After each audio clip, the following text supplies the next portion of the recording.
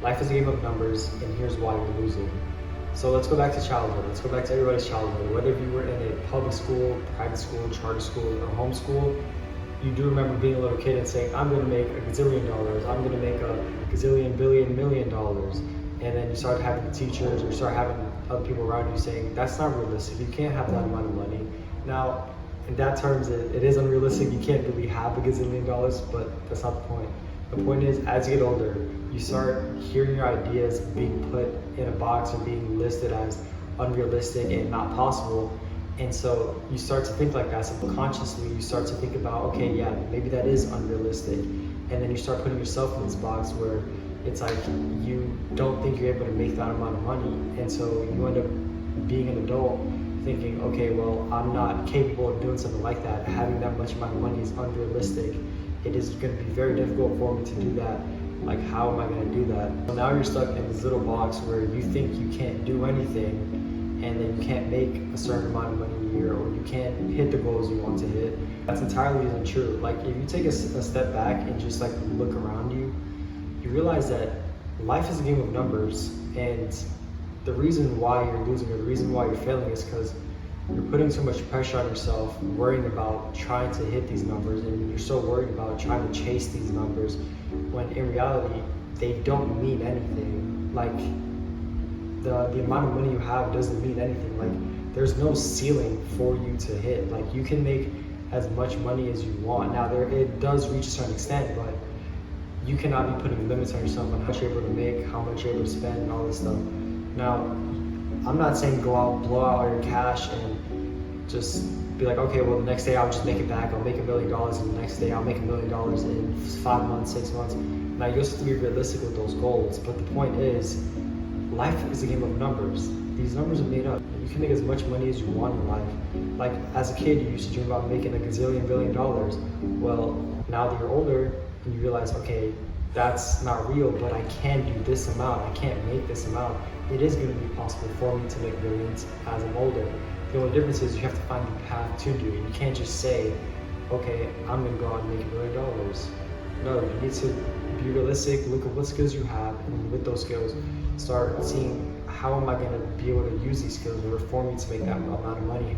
How large do I have to scale for me to do that? So you always have to believe in yourself, and every business is scalable. You could scale any business. It's going to be different in each regard and how you do it.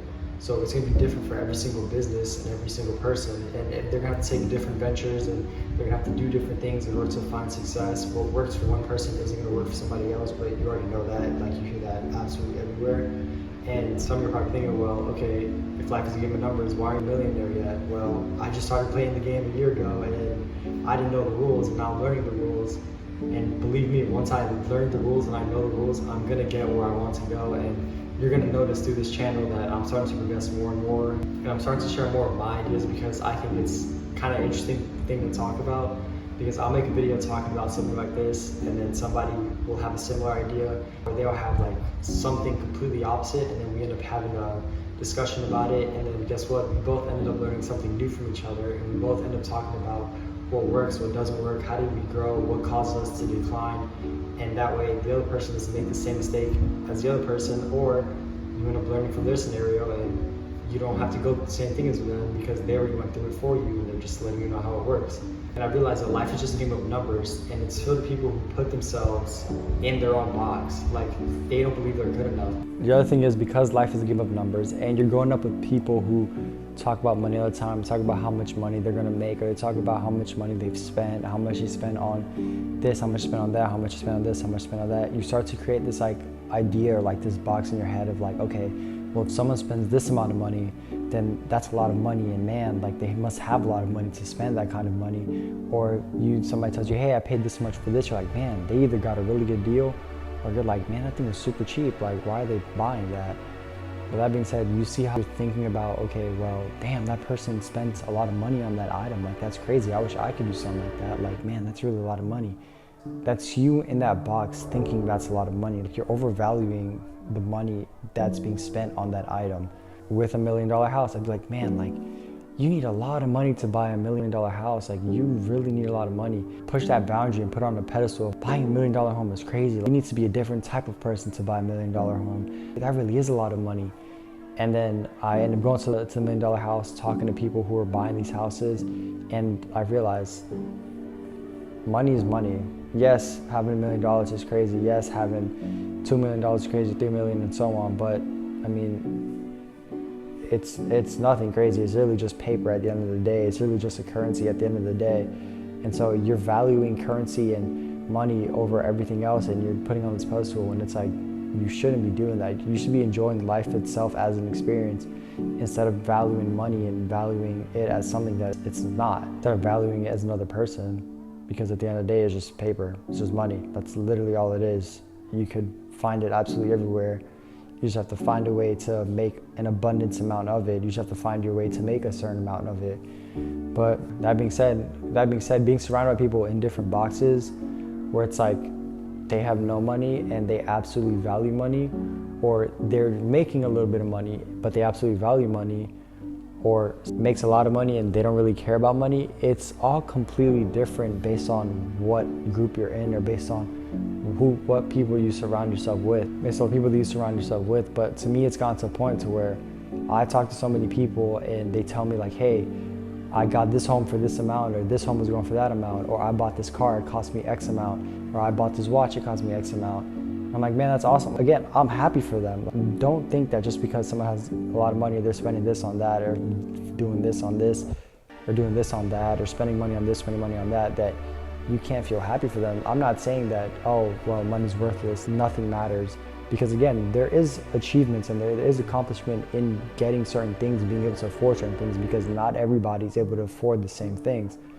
But what I'm saying is, don't start killing yourself over other people. You see somebody with a, let's say something basic, you see somebody with a Rolex and you're like, oh my God, how did you get that Rolex? Like, what do you do? Like all this stuff, like, and you start like fangirling over them or fanboying over them. Instead of like going up to them and be like, oh, that's a nice watch, like, what do you do for work? Because again, then you're putting the object on a pedestal, you're putting that person on the pedestal for having that object. And the same thing goes if they have a Richard Mille. You're like, how do you afford that Richard Mille? Oh my God, you have Richard Mille, like, that's so cool, can I take a picture of it and all this stuff, right? So again, going up to them, having a basic conversation, saying, oh, I saw the watch, I liked it, like, what do you do for work? So that way, like, this goes back to the networking video. You're trying to network with that person because you know that person has a high status, right? But you're not fangirling over the objects that they have. You just notice them and you try to bring a conversation with them because obviously they're doing fairly well. So you want to know, like, what do they do? And you want to end up potentially reaching the place that they're at. And so that being said, when I start talking to people about money and like I realize they're doing extremely well off. And the other thing is, when you talk to people who are extremely well off and the topic of money, the subject of money comes up in the conversation, they read your face. They'll start saying some numbers and they'll start seeing how you react to it. So if you react, oh my goodness, like, that's a lot of money, I don't know what I would do with a lot of money. If you have that look on your face, then they're not gonna tell you they feel some kind of way, but they could end up feeling some type of way. And let's say you're planning on doing business with this person, they're gonna see that that's a lot of money to you, and they're gonna be like, well, I don't know if I really want to do business with this person, because if that seems like a lot of money to them, then that's kind of an issue. They're not really on the same playing field as I am, so how do I know like they're really trustworthy in that regard? Whereas if you're having that same conversation, money gets brought up and they bring up some crazy amount of money, and you just sit there, you're like, okay, yeah, cool. Like, that's how much we're playing with, that's how much we're putting into the business, like, this is what we're doing with that money. Yeah, I could definitely see that being scalable. I could definitely see us doing something like that. And so now they see like, okay, well, this person has definitely been surrounded by money, so I know I can trust them with it because they react to it like it's nothing. They know that, and they react to it like it's nothing. They're around this 24/7 every day. So I know I could trust this person, and they feel better about themselves and the deal that you two are talking about. With that being said, I've realized the main difference between, I'm just gonna use these two groups of people as an example. They're both in the same space. They both are in the same field. They both are in construction, right? So construction worker number one was buying a $300,000 home, right? He was working with a company, right? And then person number two, he owns his own company, but he was buying $1 million home. So what's the difference between the two? Well, this person who's buying a $300,000 home, he told me, yeah, I've been working for this amount of years and I've had some extra money saved up and I've really been looking forward to buying a home, right?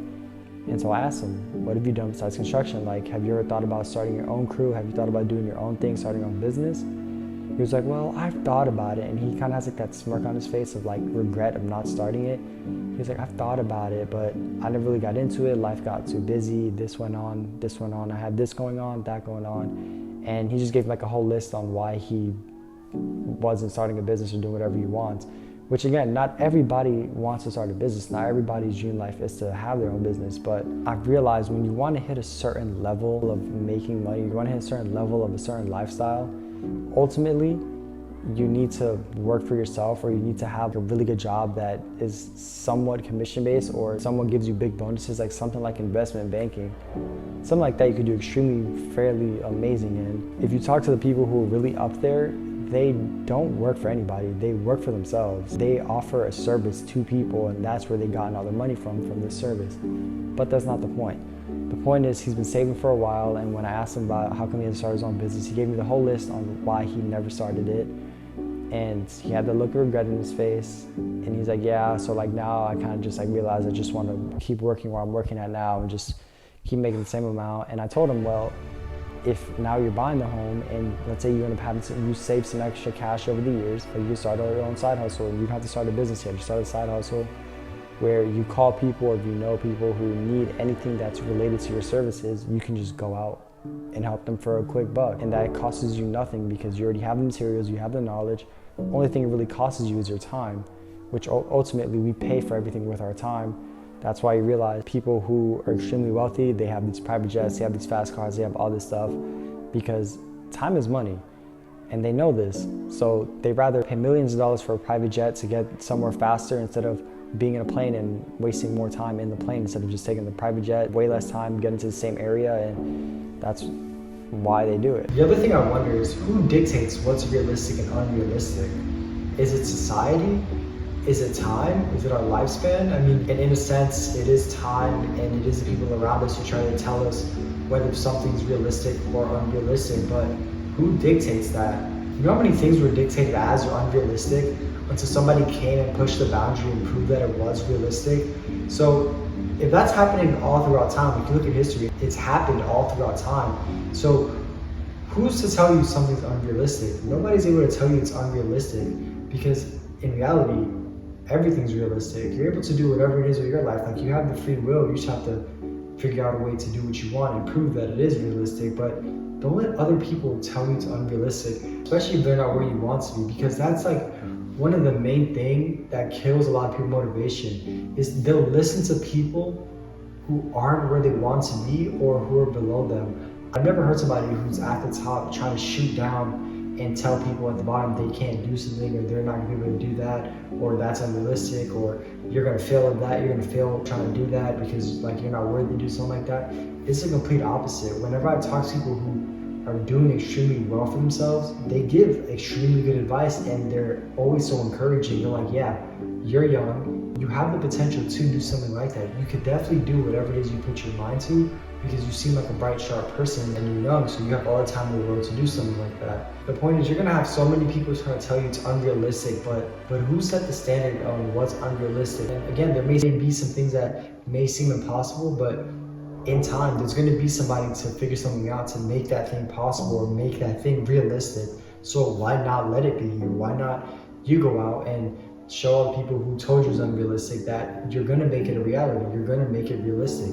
You are perfectly capable of making it realistic. And that's kind of something that really bothers me, is that when somebody tells me something is unrealistic, and it's like, dude, you're not even where I want to be. You are not above where I'm at right now. So how are you gonna come and tell me that's unrealistic? And that's like the number one pet peeve I have, is when somebody tells me something's unrealistic and they're not even close to where I want to be, or if they're not even in the space of what I want to be. Like, I have people who are in different spaces and are in different careers trying to tell me, hey, in your career, that's not gonna work because XYZ, or hey, you're gonna fail because XYZ, you're doing that wrong. You need to do it this way instead of that way because I see many other people doing it this way.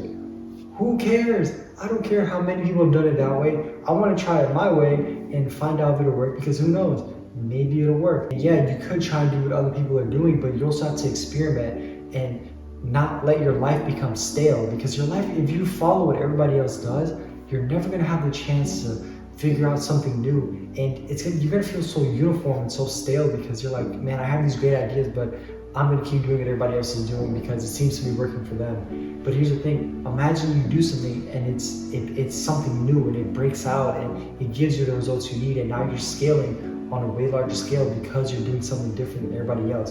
Because that's the other thing, repetition gets boring. If everybody's here doing the exact same thing and they're following the exact same patterns and they're doing all the exact same things, it gets boring. Nobody's gonna want to look at that anymore. Yeah, it might be fresh now, but if everybody's doing it, it gets old and stale quickly.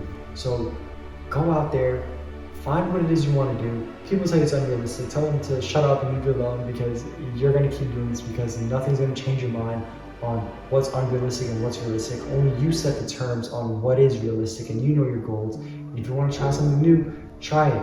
And of course, people are gonna tell you that it's not gonna work, but they do that for everything. I bet you the first person to make a car, the first person to make a plane, they told people their ideas and they're like, no, that's unrealistic. Why are you trying to make a car? We already have horses. Like, horses are great. Why are you trying to change the horses or the planes? What do you mean you're gonna try and fly in the air? That's not possible. You can't do something like that. What, are you nuts? Like, are you on fairy dust? Why the heck are you trying to make a plane and fly in the air? That's not even possible. Anyways, the point is, I'm getting too passionate about that. The point is, only you know it's realistic. Keep working on your goals, and you're gonna kill it. You're gonna do it. I believe in you. You got this. And don't use this as self-motivational high where it's like you say you're gonna do it and never do it. Make sure you're actually taking action. And I'm probably gonna make a video on that. On just talking about, is it better to take action or is it better to wait?